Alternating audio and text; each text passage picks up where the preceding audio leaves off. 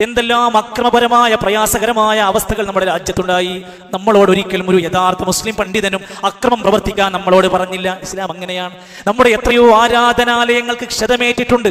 പക്ഷെ ഒരൊറ്റ മുസ്ലിമും മറ്റൊരാരാധനാലയം തകർക്കാൻ പോയിട്ടില്ല. നമ്മുടെ എത്രയോ ഇമാമിങ്ങളെ പള്ളിയിലെ പണ്ഡിതന്മാരെ കൊന്നൊടുക്കിയിട്ടുണ്ട്. നമ്മളൊരു ആരാധനാലയത്തിലും കയറിയിട്ട് പൂജാരിയെ വെട്ടിയിട്ടില്ല. എന്തേ? ഇസ്ലാം ദുൽമിനെ പറയുന്നില്ല. പീഡിതരായി മർദ്ദിതരായി കഷ്ടപ്പെട്ടിരുന്ന മുഅ്മിനീങ്ങളുണ്ടായിരുന്നു നമ്മുടെ മുമ്പ്.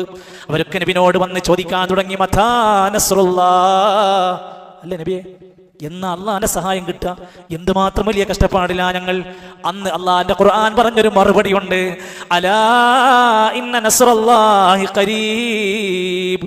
വിശ്വാസികളെ, നമ്മുടെയൊക്കെ മനസ്സിന്റെ ഉള്ളിൽ കൊത്തിവെക്കണം.